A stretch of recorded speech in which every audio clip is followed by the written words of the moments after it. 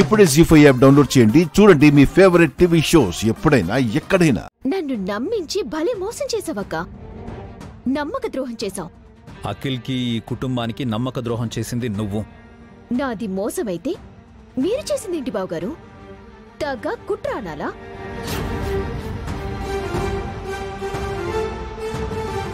అలాంటివి నువ్వు చేస్తావు.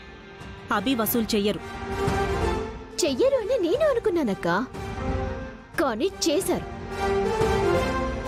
నువ్వు చేసిన తప్పులకి తగిన శాస్తి చేశారు. ఆగండ్రా, అసలు అదెందుకొచ్చిందో అడగండి. ఇదిగో తను నీ స్నేహితురాలే కదా, నువ్వే అడగత్తా. ఎవరూ అడగాల్సిన అవసరం లేదు, నేనే అడుగుతాను. లాయర్ గారు,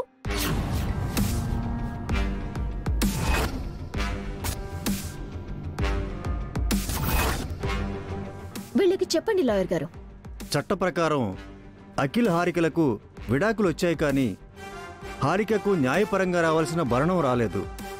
ఆ భరణం తీసుకోవడానికి తనొచ్చింది. విన్నారు కదా, నాకు రావాల్సిన భరణం ఇచ్చేస్తే నేను వెళ్ళిపోతాను.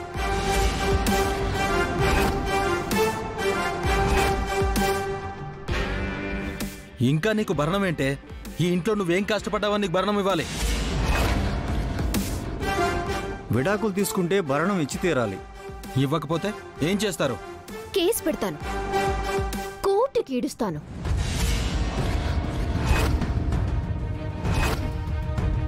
అప్పుడు ఇంకా ఎక్కువ ఇవ్వాల్సి ఉంటుంది. చెప్పండి లాయర్ గారు. అవును, ఇక్కడే సెటిల్ చేసుకుంటే ఏ సమస్య ఉండదు. కోర్టుకు వెళితే పెద్ద మొత్తంలో నష్టపరిహారం చెల్లించాల్సి ఉంటుంది. పైగా మీ పరువు కూడా పోతుంది. ఏంటి బెదిరిస్తున్నారా? లేదక్కా, నువ్వు చేసిన మోసానికి ఖరీదు కడుతున్నాను. భరణం ఇస్తారా, పరువు తీసుకుంటారా? ఏమీ ఇవ్వం. నీకిష్టం వచ్చింది చేసుకో. నీకు భయపడే వాళ్ళెవరూ లేరిక్కడ. అఖిల్, నువ్వు ఆగు.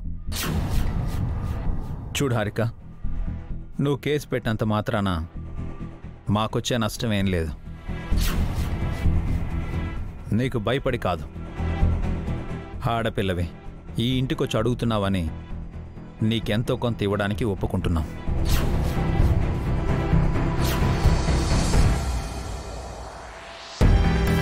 వసుగారు, వెళ్ళి ఆ డాక్యుమెంట్స్ తీసుకురండి.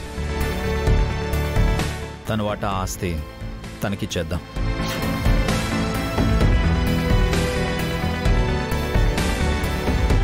నక్క తోక తొక్కొచ్చావే. నీ కాస్తిలో వాటా ఇస్తున్నారు, నా వాటా కూడా తీసుకోవాలి. ఆగండి వదినా,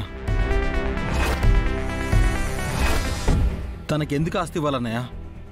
ఆస్తి కాదు, భరణం ఇవ్వాలి. ఎవరివ్వాలి? నాకు విడాకులిచ్చింది నువ్వే కాబట్టి నువ్వే ఇవ్వాలి. ఎంత ఇవ్వాలి? ఈ ఆస్తిలో సగం ఇవ్వాలి. చెప్పండి లాయర్ గారు. అవును, విడాకులయ్యాక భర్త ఆస్తిలో సగం భార్యకు భరణంగా ఇవ్వాలి. అంతే కదా, ఇస్తాను.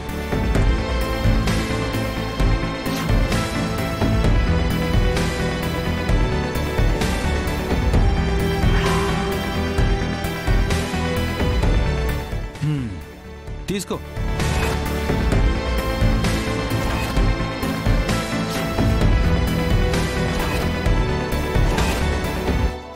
ఏంటి 500? అవును. జస్ట్ 500 ఇస్తావా? భరణం ఇస్తున్నావా, భిక్షం వేస్తున్నావా? భిక్షం కాదు, భరణమే. ఏం మాట్లాడుతున్నారండి?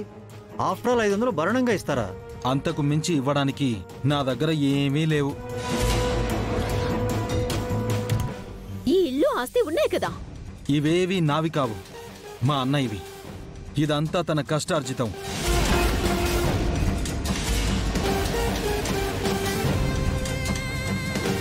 నా పేరుతో ఏ ఒక్క ఆస్తి లేదు. నా బ్యాంక్లో రూపాయి కూడా లేదు. చాలా రోజులుగా వీల్చైర్లో ఉన్నాను కాబట్టి సంపాదన కూడా లేదు. ఉన్నది ఒక్క 1000 రూపాయలు మాత్రమే. ఇందులో సగం నీకు తీసుకో.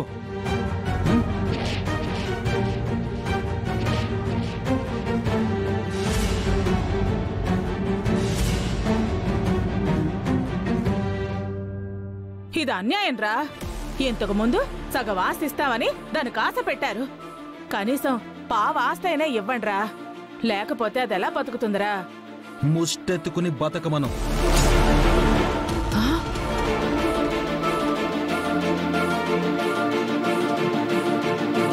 అంటే నన్ను బెగ్గింగ్ చేసుకోమంటున్నావా?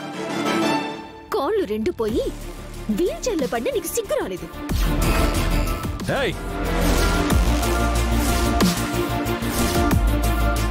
హారిక,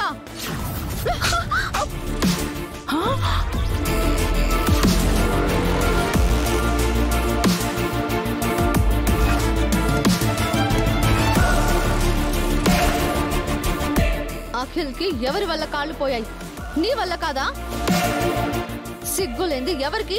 నీకా అఖిల్కా? నా ముందే నా క్లయింట్ని కొడతారా? నీకెంత ధైర్యం?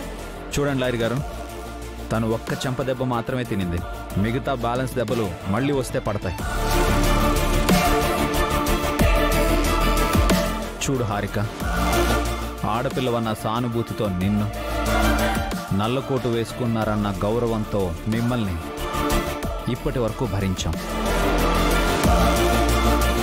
నోరు తెరిచి అడిగింది కదా అని ఆస్తి ఇవ్వడానికి కూడా సిద్ధపడ్డాం. కానీ తను అందుకు అర్హురాలు కాదు అని ఇప్పుడు అర్థమైంది. వెంటనే వెళ్ళిపోతే మర్యాదగా ఉంటుంది, లేదంటే నాకు భరణం ఇవ్వకుండా ఎలా పంపిస్తారు? నేను ఒక 500 ఇచ్చాను, మా వదిన చెంప దెబ్బిచ్చింది. లెక్క సరిపోలేదా? నన్ను ఇంతలా అవమానిస్తారా? మీరు బాగుపడరు, సర్వనాశనమైపోతారు. ఏంటి శపిస్తున్నావా? మర్యాదగా బయటికెళ్ళు. అఖిల్కి సేవలు చేయలేదు, అఖిల్తో బిడ్డని కనలేదు, ఏ రోజు బాధ్యతగా లేవు. భరణం కావాలా నీకు? భరణం? నువ్వు చేసిన చీటింగ్కి నిన్ను జైలుకు పంపించకుండా క్షమించడమే ఎక్కువ. వెళ్ళవమ్మా. వెళ్తాను, కానీ మిమ్మల్ని ఊరికే వదిలిపెట్టను.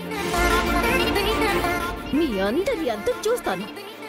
మిమ్మల్ని బయటికి ఈడుస్తాను. మీ పరువు ఆస్తి అన్ని పోయేలా చేయకపోతే నేను హారికనే కాదు.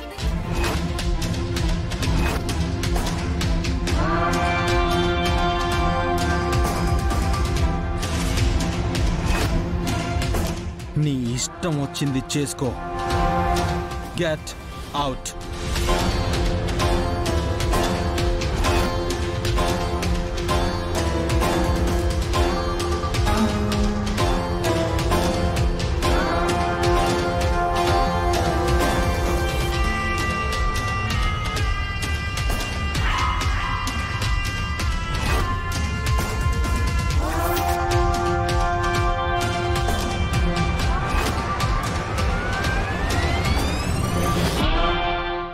జీ5 యాప్ డౌన్లోడ్ చేసి అన్ని ఎపిసోడ్స్ పూర్తి ఉచితంగా చూడండి.